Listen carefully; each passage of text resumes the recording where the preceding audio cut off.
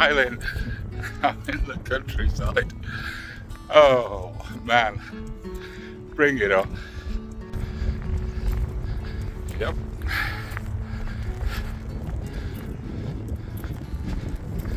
It's very close to home, but I'm walking in the countryside. Yes, I can't explain it. The emotion, man. I'm crying with a big smile on my face. I'm so happy.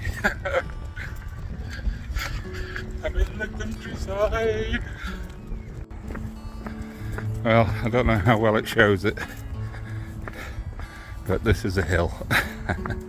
Now, I'm trying to do 3 miles. I'm not halfway yet. Measured it on Google Earth, and 3 miles is the entrance to that farmhouse. 1.5 miles, should I say, is the entrance to that farmhouse. Whoop.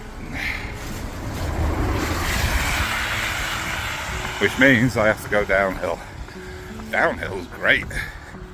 Uphill, walking on the flat is murderous. And although I've increased how far I can walk, for example, yesterday I did 2 walks of about 3 miles each, but in between I had to go to bed for 3 hours to get energy back. So now, walking to the entrance of this farm, 1.5 miles, the fact that I've got to go back uphill is quite daunting. But luckily, as I get closer to home, there's a slight gradient going down, so let's see. Nearly there. Well, I just checked on Google and it's 1.6 miles to this farm. I feel okay, a little tired, my head's a bit woozy, but 1.6 miles back, and more to the point, I'm in the country. Check it out, guys, come on. Walking in the countryside. Next aim, you won't see it from here, just by that tree in the dip there's a footpath sign across the fields. Fields are next. Not quite brave enough for that. So venturing away from home rather than circling around a home where I can get back if I'm in trouble. This is a bit of an adventure, but I'll be alright.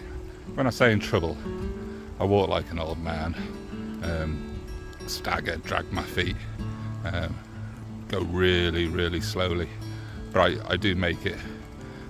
So it's not overly concerning, but I wouldn't want to be staggering once I get to the top of that hill and have to stagger all the way home.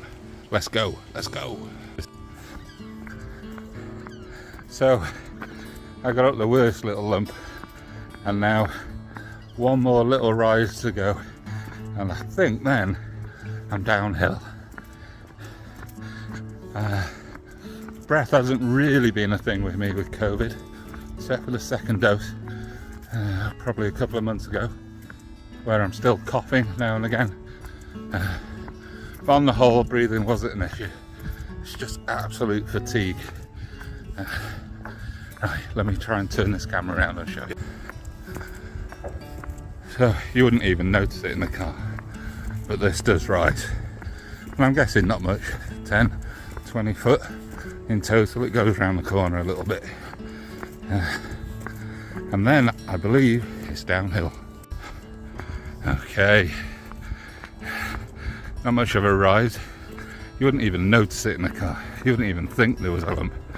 But believe you me, I notice even rises outside people's houses where the curbs are, you know, for the driveways. And for those interested, I believe that lump in the field where the stone is, and I could be totally wrong, it's the location of an ancient Celtic cross, but I may have that completely wrong. Anyway, I'm about a quarter of the way the distance back to home, and I'm smashing it at the moment. Let's go. For those interested, if I remember rightly, that's Moel Haraethog. Massive Iron Age fort on the top of it, absolutely huge. There's a load in this valley. and there's a big quarry just on the left hand side where it flattens out. Well, I think I'm at the top of the lump. Hopefully it's downhill, small gradients all the way home. Let's go. Let's go.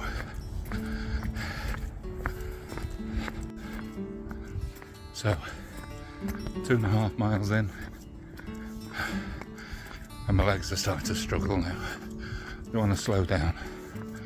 I'm trying to keep a pace up, but mindful that